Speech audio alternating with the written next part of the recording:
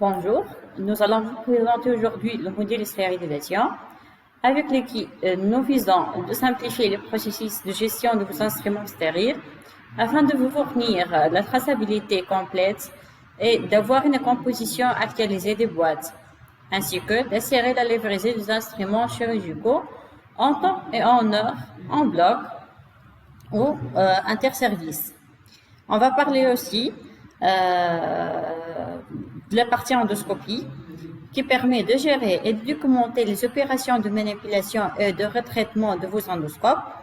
Tout ça est tout d'abord géré par la partie administration qu'on va la détailler maintenant. Tout d'abord, on doit définir les familles d'instruments. On ajoute une famille d'instruments.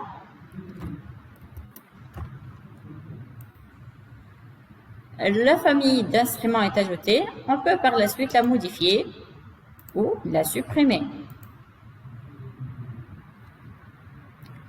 Même chose pour le type d'instrument.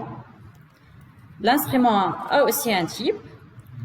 On ajoute un type d'instrument en choisissant un article de mobilisation. On choisit la famille d'un instrument dans laquelle on a défini auparavant. La désignation de ce type d'instrument, la durée, la vie théorique et l'activation de ce type d'instrument. Je valide l'ajout de l'instrument et s'ajoute dans la table en désignant la famille, le code, la désignation, l'article de mobilisation que j'ai choisi, le prix, le durée de vie, la quantité et l'état de type d'instrument pour puisse par la suite le modifier ou le supprimer. Une fois la famille d'instruments et le type d'instrument sont ajoutés, on peut maintenant lister tous les instruments dans mon stock. Un tableau s'affiche contenant la boîte, la désignation, le code d'instrument, la désignation, la date d'ajout, le code de gravure de l'instrument, l'état abîmé ou perdu, et aussi la référence. Pour ajouter un instrument, on a deux méthodes, soit relié par la base de données de l'immobilisation, donc on a la main juste d'importer ces instruments, ou tout court, d'ajouter un instrument en définissant son type d'instrument, la marque, la quantité, le prix, la durée de vie, le fournisseur d'achat, la référence et le numéro de facture. Une fois l'instrument est ajouté, on peut modifier sa appartenance à la boîte, la durée de vie, la marque, le fournisseur, la référence, le prix et le numéro de facture et son état. Je peux filtrer l'instrument dans ma recherche, soit en choisissant des instruments avec ou sans gravure, avec ou sans boîte, actif ou inactif, perdu ou existant, abîmé ou perdu. On passe maintenant au paramétrage des boîtes. L'instrument est par défaut affecté à une boîte. Des filtres de recherche de l'état des boîtes actif ou inactif ou de sa composition complète et manquante s'il a un instrument perdu. On peut ajouter une boîte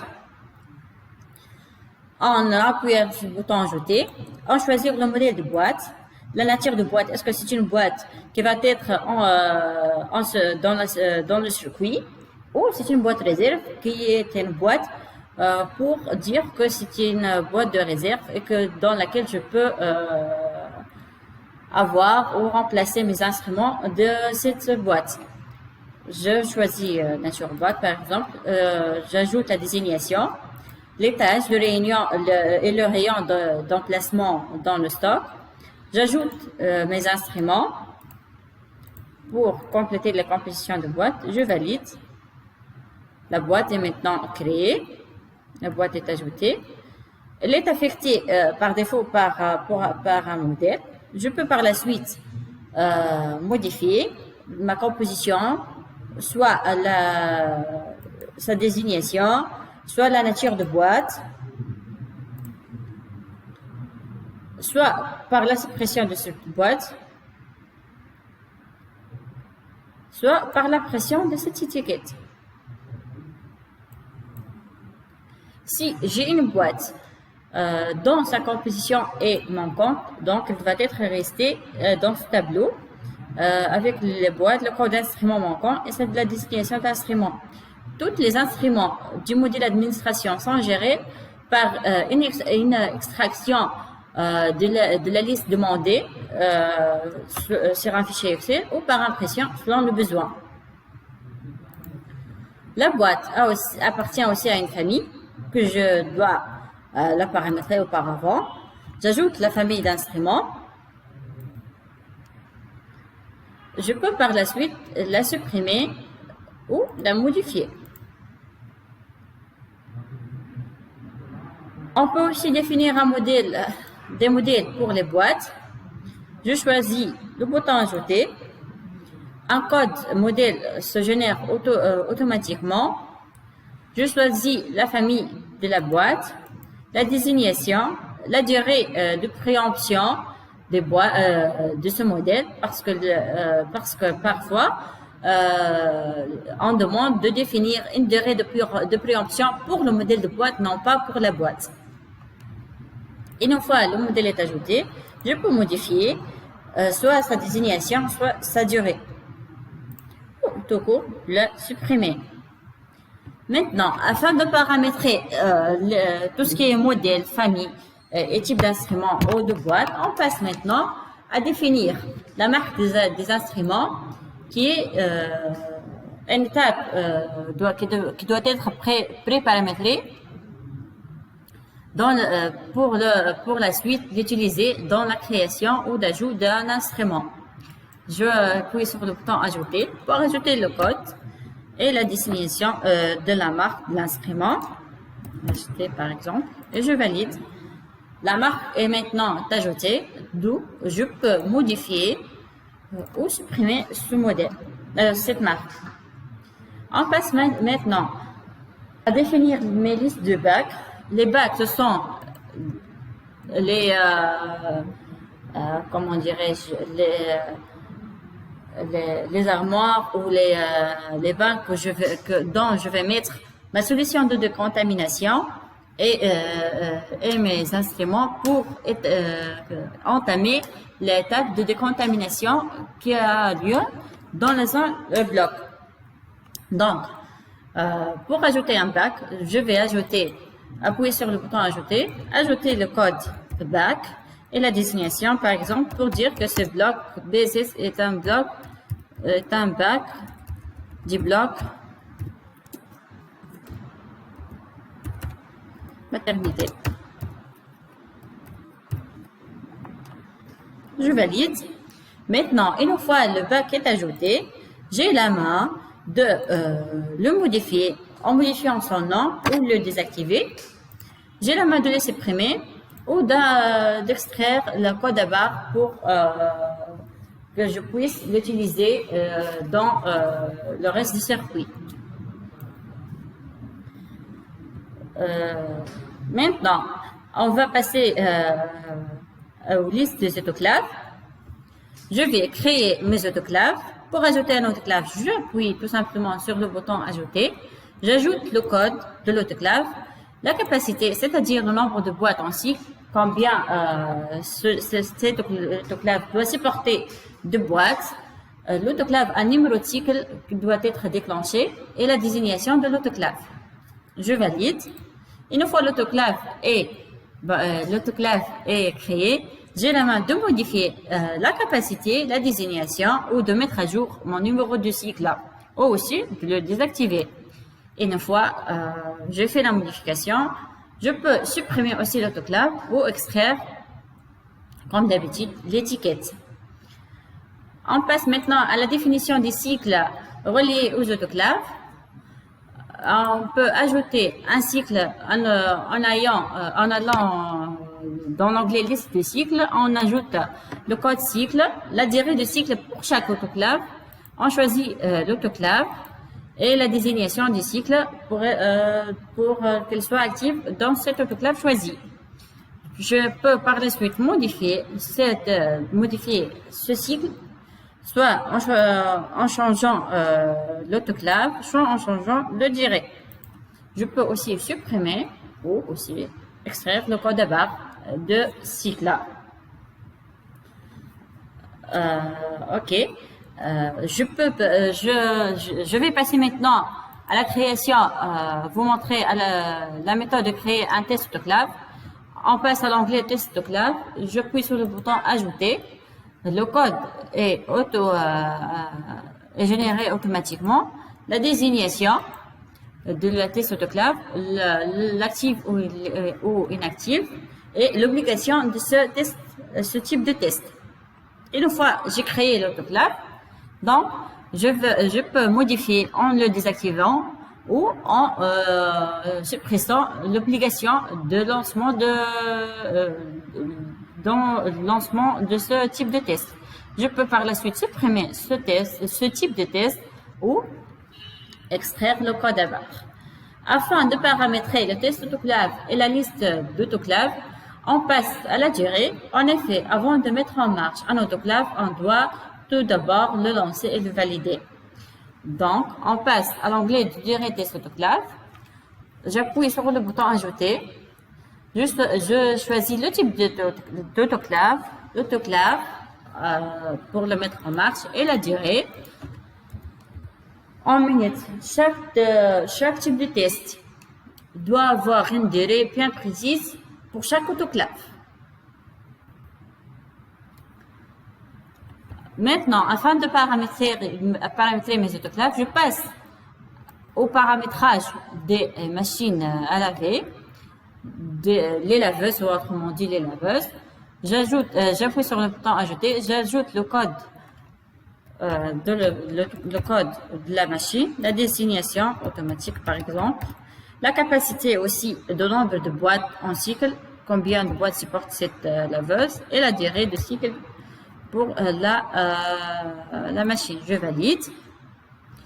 Une fois la machine maintenant est ajoutée, je peux modifier aussi la désignation, la capacité qu'elle supporte, la durée du cycle que je peux la changer aussi.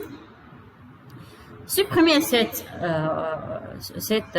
machine ou extraire son code à barre pour que je puisse faire la lecture des machines dans le circuit de stérilisation. Maintenant, il y a des instruments qui restent en vrac. Donc j'ai besoin de les mettre par la suite dans des boîtes d'emballage. Dans la création des boîtes d'emballage, je dois avoir une liste des types d'emballage parce que chaque emballage a un type bien défini. Donc, pour commencer, je vais ajouter le code d'emballage. Par exemple, je veux du E06. Je vais définir la durée de validité de ce type d'emballage, par exemple 120 jours, et la désignation emballage 6. Et je vais valider. Le type d'emballage est maintenant ajouté pour qu'il soit prêt et pré-paramétré lors de la création des emballages. Comme d'habitude, je peux modifier ou supprimer ou extraire l'étiquette de l'emballage. Au cours du circuit, les instruments tombent aussi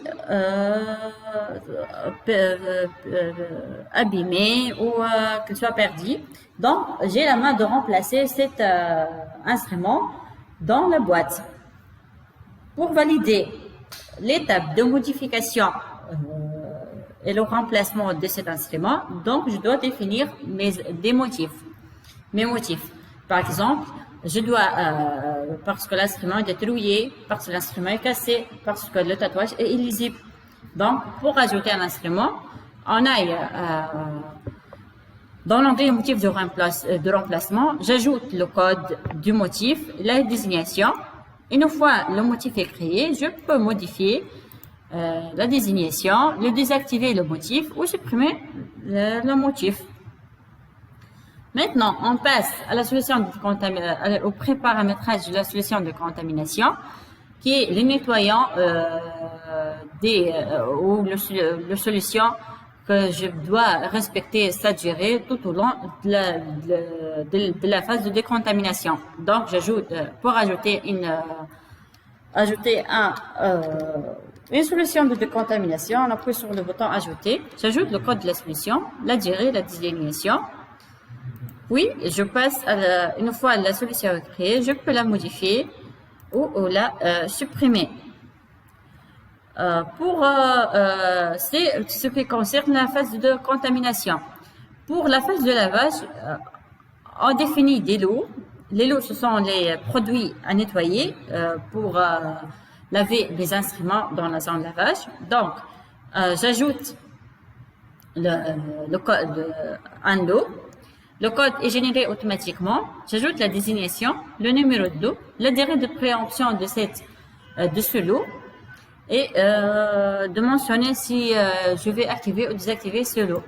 Une fois le lot est aussi activé, je peux modifier soit la date de préemption, le numéro de lot ou le désactiver tout court. Je peux supprimer aussi le lot ou extraire son code à barre.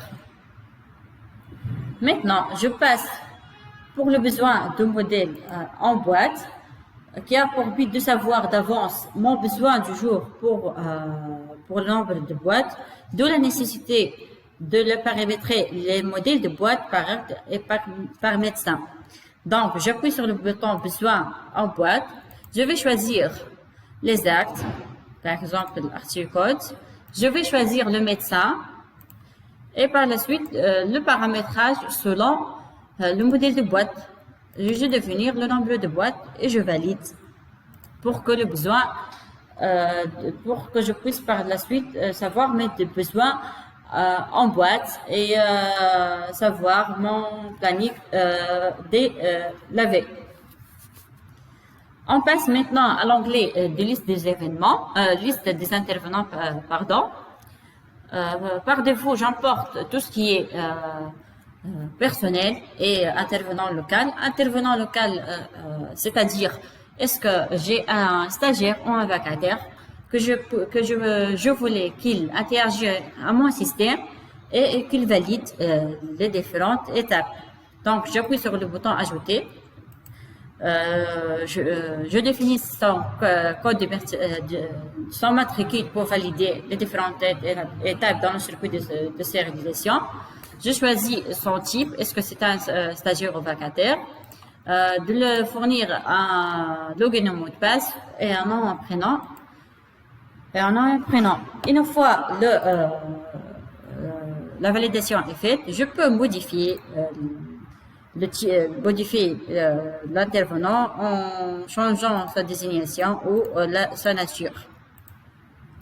Et les personnels s'affichent tout court parce que j'ai pas la main de modifier ou supprimer. C'est un personnel prioritaire aux cliniques. Ça, c'est tout qui concerne le paramétrage des instruments. Maintenant, on va passer à la partie de paramétrage endoscope. Je vais choisir un type d'endoscope qui est, j'appuie sur le bouton ajouter. Le type d'endoscope s'affiche automatiquement. J'ajoute le type d'endoscope, par exemple, endo mammaire, par exemple, et je valide. Le modèle est ajouté, le type d'endoscope. Je peux par la suite changer aussi la désignation ou désactiver ce type d'endoscope ou supprimer. Et une fois le type d'endoscope est paramétré, je vais ajouter mon endoscope. Je vais choisir le type, la marque que j'ai déjà définie lors de